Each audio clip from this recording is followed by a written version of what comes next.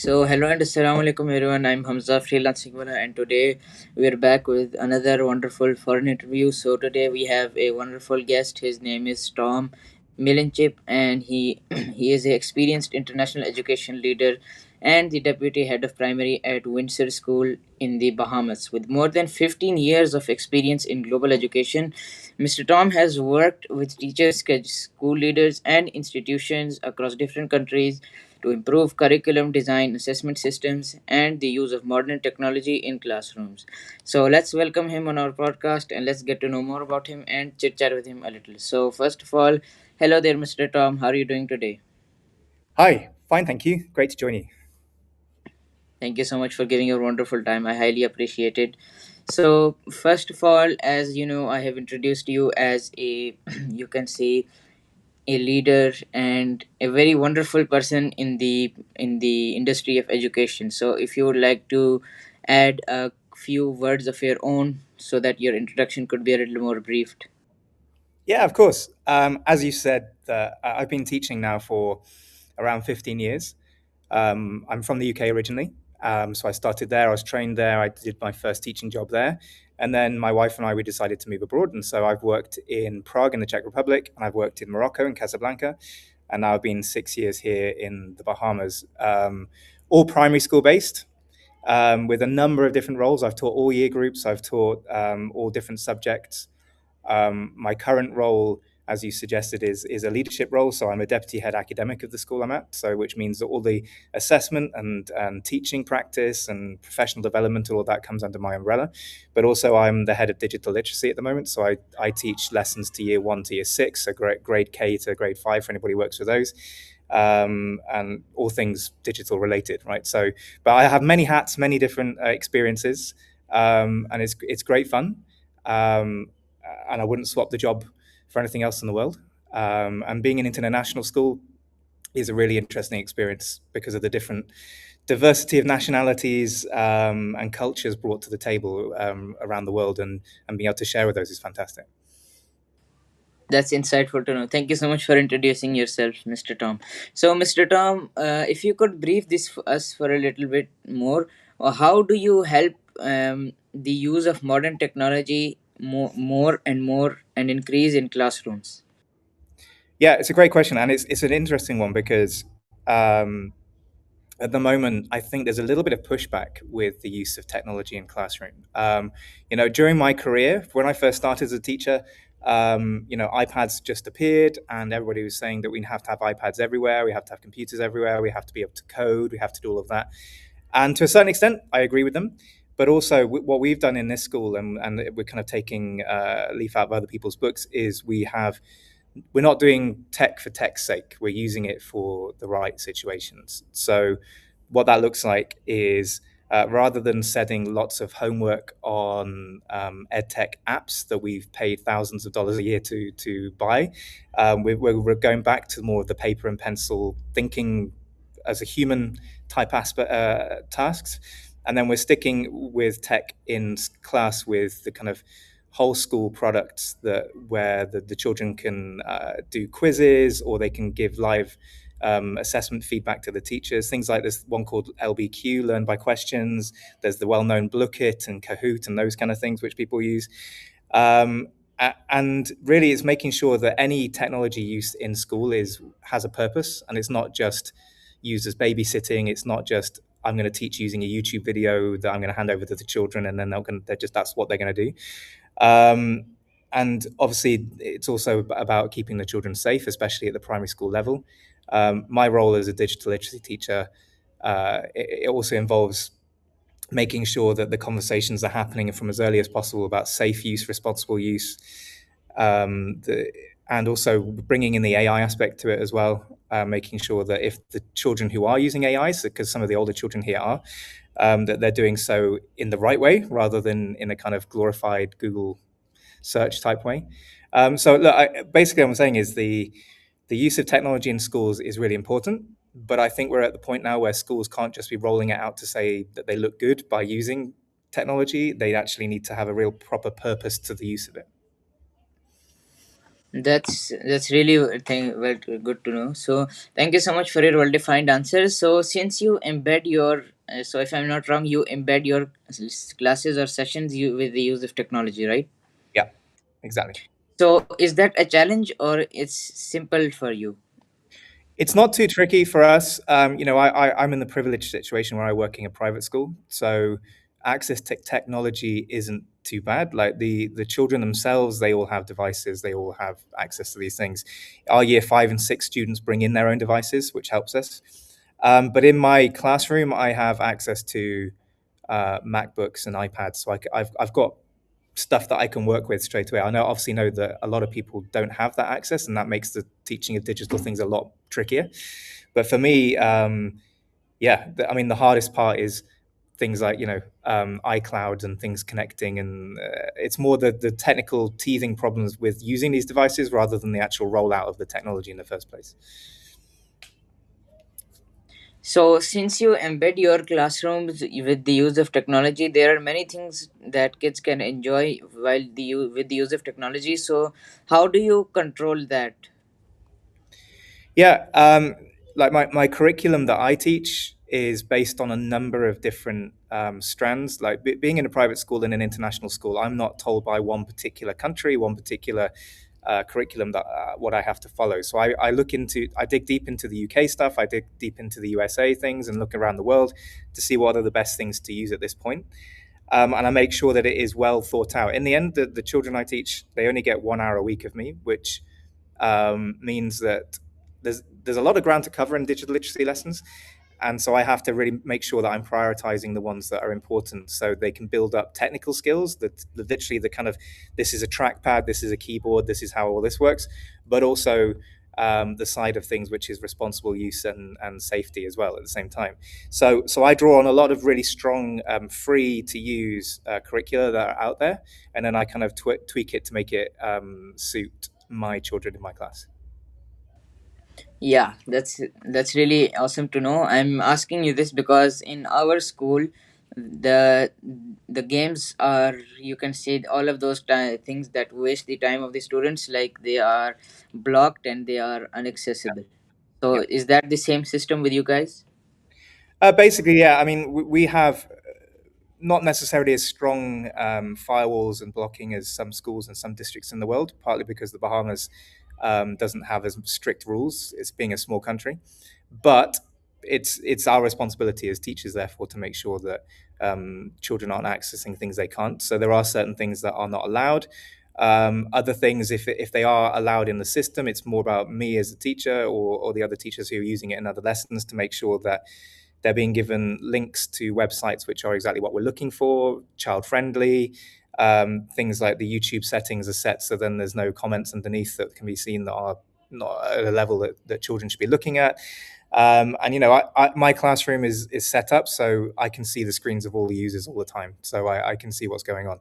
And it's also building trust, right? It's having these conversations with the children to say, look, we're in school, and you've got to use the technology and the access to the internet responsibly for what we're looking to do. If there is any situation where you're not doing that, where you're kind of deciding to go on something else, or you're trying to get into a chat when you're not meant to be, and that kind of thing, then we talk about it. The older students, when they bring in their own devices, they actually have to sign a kind of device responsible use waiver type thing, which we can say to them, look, you've signed this, so you've now agreed to be doing these responsibly. If you don't meet the requirements of what we're doing, then we rescind the kind of the privilege is what we call it to bring in a device and use a device. That's a well addressed answer from you. Signing is a great use of getting to know more and getting that type of accountability. So, touching your childhood, how do you see yourself as a student and comparing yourself in both situations? Like comparing the Mr. Tom or as being a student and comparing the one who you are now. That's a great question, and I have fun with this because I tell some of the kids like in the end, I was a young boy and I know all the tricks. I know all the. I was one of these people. I wasn't terribly behaved, but I wasn't the best behaved either. And so the school me was definitely someone who only did as much as I needed to do to get through academically. Fortunately, I was reasonably quick minded, so that meant that I could get decent scores without having to put loads and loads of effort in. And in primary school, I messed about all the time. I was silly all the time. So when I get the boys come in my class and they're behaving like that and they think they're being different and new, and I'm saying, wait a minute, a long time ago now, but I was just like you and I understand exactly how you tick. So I think a lot of teachers would say this, that their teachers they had in school would find it quite amusing that we've gone into the profession of being teachers ourselves because of the way we approach school. But I definitely draw upon my experiences as a child. I bring in all the things that I enjoyed doing, especially books, because a lot of books are timeless. I was an English head before I was anything to do with digital literacy, so I always push reading over anything else. And bringing that knowledge of books that I've read over my life and through schooling is really, really important. So I think there's a big difference between me as a child and me as a teacher, because as a teacher I stick with my professionalism and my rules and my kind of grumpy old man hat, whereas as a child I was kind of like, I have to come to school, I'm going to make some fun out of it, right? Yep, that's wonderful to know. So it means that you used to enjoy a lot when you used to be a student. Yeah, I loved school. I mean, as I said, I didn't necessarily love all the work that I was being given, but I like being in the situation of being in school and kind of hanging out with friends and stuff. So it's good. Okay, that's a wonderful to know. So how do you differentiate the education system of before and now?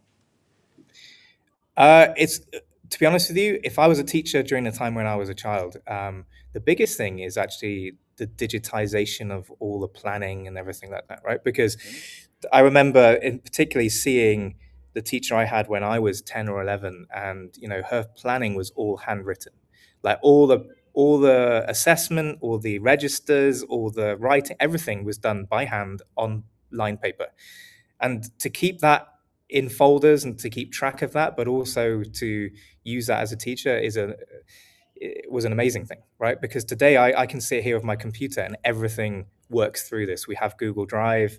I've got AI that can help me out with lesson planning. I can go on calls with people like you and other people to connect with people around the world.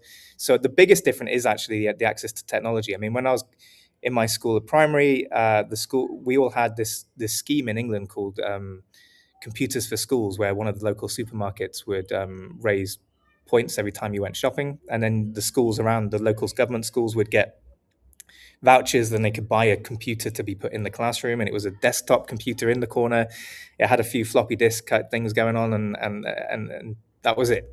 That was the only access to computing. And so now the computing side of things has made the workflow a lot easier for teachers. There's still pressures from other things, but it means that in some ways we can focus more on being teachers and the pedagogical side of things rather than worrying about piles and piles and piles of literal paperwork, which is what it was originally. That's insightful to know. So my mother is also a teacher, and she also used to do those handwritten plans, and she still Yeah. has them. So yeah. So now, how would you, if you had a chance to say three words to your younger self, what those words would be and why?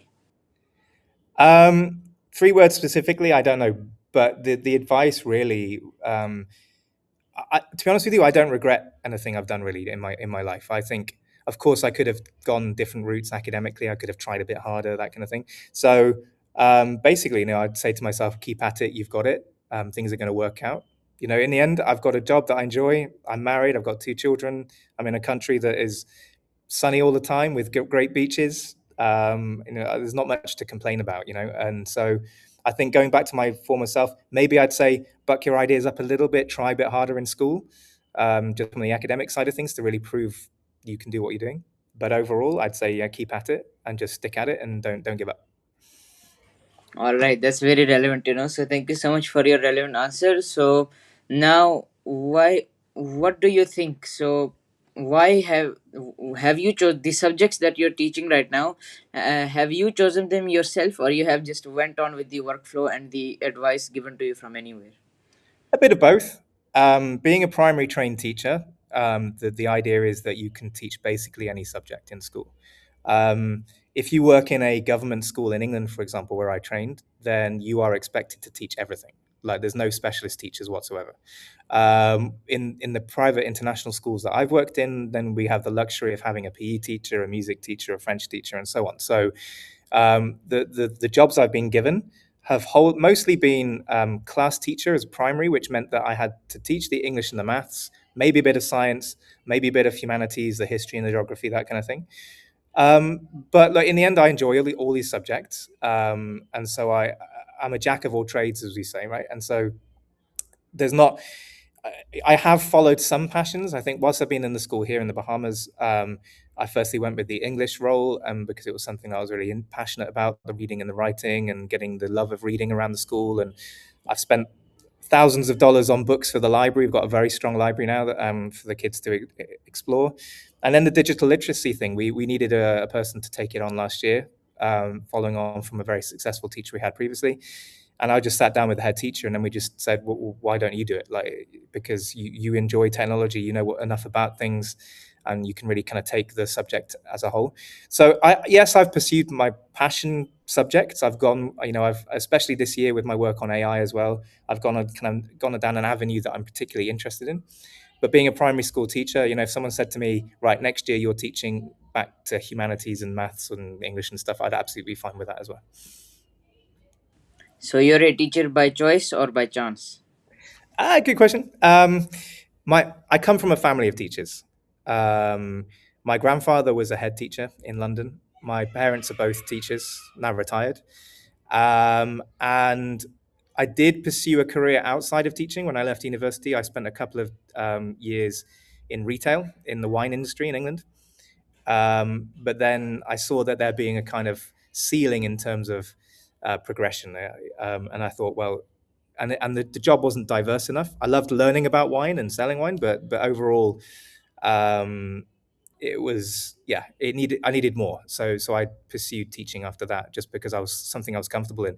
I think it's not as you being a child of a teacher, right? You go to. I ended up spending a lot of time in my dad's school before I went there, and the school space was a familiar space to me. So I didn't step into a school and go, oh, I've never been in here before. I don't know what this is all about.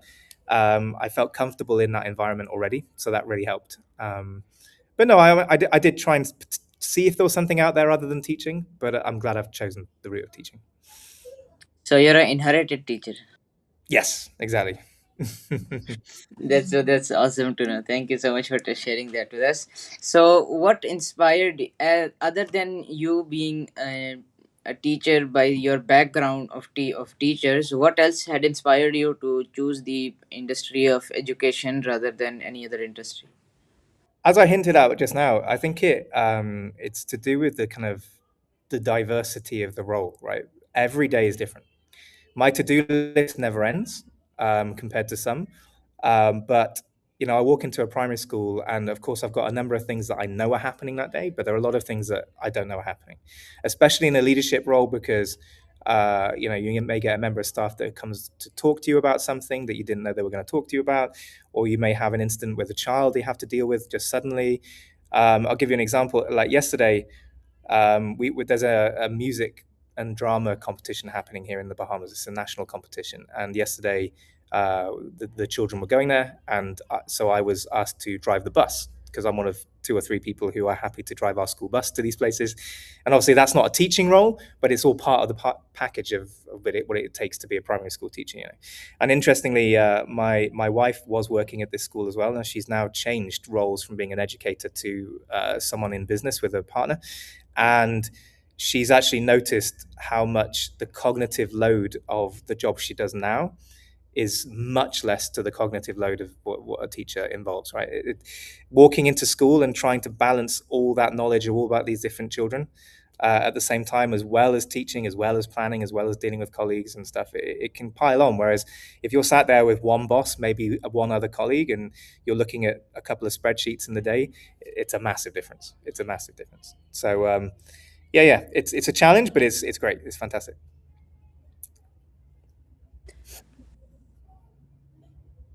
That's awesome to know. Thank you so much for sharing that with us. Because my mom, I can understand your responsibilities because my mom is also a teacher, and she is also most of the time like doing her school work and on her laptop. Yeah. Yep. So now moving towards your professional life. So as you have worked with international schools, so what lessons have you learned from working in different countries and different diversities? Um, Definitely lessons, but mostly just inspired by the fact that different cultures do amazing things around the world. I think the first school I went into was called the British School of Prague at the time, and we had about 55 different nationalities in the school. And even though it was called a British school, there were probably one or two children in the school that actually had British passports. The rest of them were all children of people who had come across to Prague for either business or for diplomatic reasons. So, Pakistani, Korean, anything, right? And so, what was great about that is that I have to leave any preconceptions by the door. I mean, I was well brought up anyway. I was brought up in a family which was very tolerant of all different cultures and beliefs and everything like that anyway. But walking into a situation where one particular nationality or culture might do something differently to another, and also to also, I've had it where I've had children in the same class whose national the two countries are at war with each other or in conflict with each other, but obviously these two children have got nothing to do with that. So it's kind of balancing that as well. But overall, moving to a new country was obviously the biggest challenge to start off with, and getting used to how systems work, um, different languages, different bureaucracy, different frustrations. And I think people making the move internationally as teachers, they probably find that as the hardest thing to get their heads around, because if they're coming from the UK or they're coming from the US or somewhere like that, and there are particular systems in place that they're used to, and then they step into a world like the Czech Republic, where okay, it's a European country, but their language is very different. um, you have to kind of navigate that. Everything you're out of your comfort zone in that situation. So I've learned to be a very resilient person, a flexible person, and also very accepting of all the different cultures that I've come across, and that's made life really great. Like, as I said, I've got two children, and those two children have been abroad all their lives. They were born in Prague, they've lived in Morocco, they've lived in the Bahamas, they've traveled well, and so they've spent their whole lives shoulder to shoulder with all the great things that happen around the world, all the great people around the world. So I think teaching internationally, that's probably the biggest thing, is just realizing that there's so much diversity out there, and it's a fantastic thing rather than making a problem out of it. That's fantastic. That's fantastic to know that your children have been traveling. Traveling is a part of their life, a Yeah, important part. yeah, exactly. Yeah. So now, seeing the schools and the world today, what do you think? What are the biggest challenges that schools face today? Um, there's loads. There's loads and loads and loads. I think schools always have challenges, because of the rest of the world, the politics, the technology now, all that kind of thing. I think a lot of things I'm seeing on social media and conversations with other people is, there is a rise in behavioral issues with schools. Again, I'm lucky to work in a school where the children are fantastic. We have very few big issues behaviorally, right? We have a lot of people who like to chat a lot and talk and not work hard and that kind of thing. But that's part of the parcel of being a teacher. But the bigger problem, I think, there's a lot of unrest from children for whatever reason. There's a number of different reasons behind it. The social media is one of the reasons. Family backgrounds, the hangover from the pandemic in 2020. There's a number of different things that are causing behavior issues around the world, and I don't have a solution for this, right? It's just a kind of observation. But also, I think the world of AI coming in is kind of putting a spotlight on all of the parts of the system that don't work anymore. I think you may have seen before on my LinkedIn, but I've definitely posted about it, that there is definitely call right now for there to be a change to the educational systems around the world anyway, because the system that I'm used to, the one that I grew up in, that all these schools are based upon, was created 150, 200 years ago for a particular reason. And we're in a world now where that doesn't really fit with the way we're doing things. And so, of course, it's a big ask to ask all different countries to come along and make huge changes to their system, and it's not going to happen overnight. But I think there are a lot of educators now need to just say, look, it's a tired and broken system, and we need to kind of see how we can bring in changes that will help the children in the future, because in the end, I'm sitting here in a school where our high schoolers will graduate and they're going to go to university, and if they still follow that linear path of get good grades, go to university, get a good job, and that's not happening. People are leaving university and they're not finding a job because it's not standard now that you just get one by going to university, and so there needs to be a bit of a change of that as well. But look, there are loads of challenges around the world in schools. None of them are hugely horrible, but they're all things that we have to, as educators, keep track of and discuss with government level and at school level, and hope. And obviously, the goal is to make sure that education is as strong as possible for the children growing up. That's the main Yep, goal. that's true. Thank you so much for sharing us these problems. No problem. Hopefully, they'll be solved altogether in the world. Hopefully, in the future. Maybe. So can you explain what is PBL 2.0 and why does it matter? Yeah, absolutely. It's something that I've got into quite recently. The people I work with, Philip Alcock and Tom Markham, they set up the company, and I actually got in touch with them to work with us as a school to help introduce PBL last year. Um, they bring two things to the table. One, Tom Markham is a kind of the godfather of PBL. He's been around a while, and he's written books on PBL, the original format of it.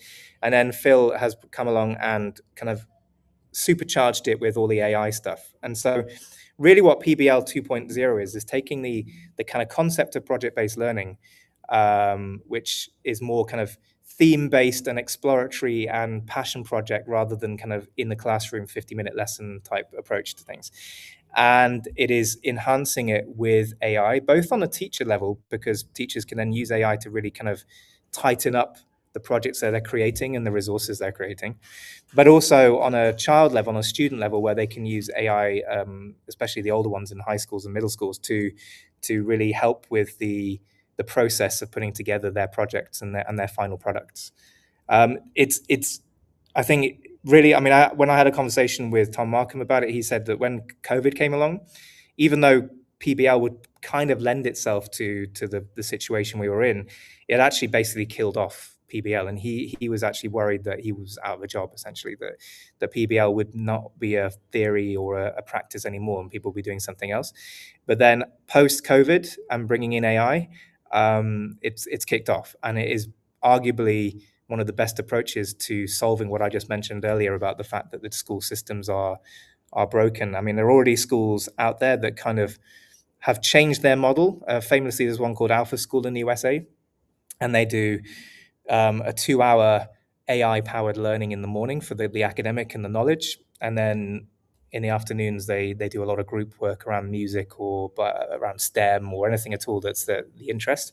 And so it's bringing back the kind of human centered aspect of learning, but also having AI in the background, kind of helping out and being a thought partner to support that learning. So PBL 2.0 is definitely something that a lot of people are kind of now picking up on and hoping to incorporate into their current school system. And hopefully there are going to be more schools that could appear where that is their whole system, and they can kind of incorporate it further.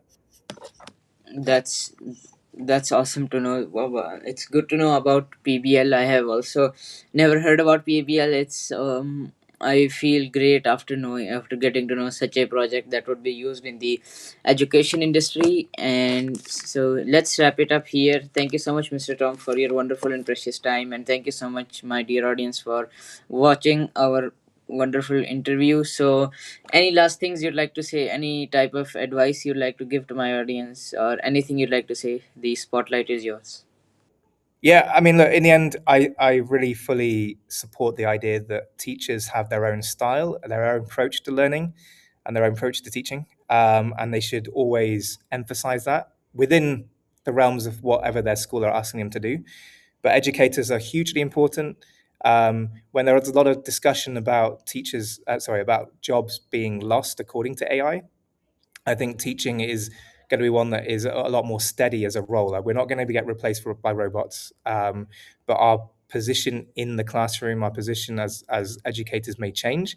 But we are hugely important in being the human that helps the children, but also encouraging the next generation to make sure that they don't basically hand over their whole existence to the computers, and that they keep a human centered approach to life whilst bringing all the amazing things that AI and other things can put on the table.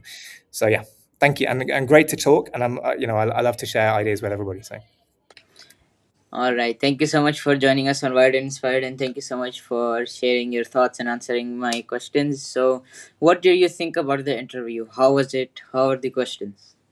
they were great. Thank you. I didn't know quite what to expect, and they're great. They dig into a number of different areas. They allow for someone to really explore who they are as teachers and hopefully help inspire other people as well. Yes, hopefully this interview will inspire my audience. So, thank you so much for giving your wonderful time. So, yes, dear audience, he was our today's guest, Mr. Tom, and I really loved talking to him. I really loved getting to know more about the education industry and getting to know about PBL, a education based project for the first time in my life. So, thank you so much, Mr. Tom, for sharing that, and thank you so much for your precious time.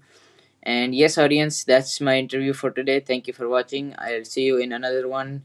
Keep doing great things and stay wired to be inspired.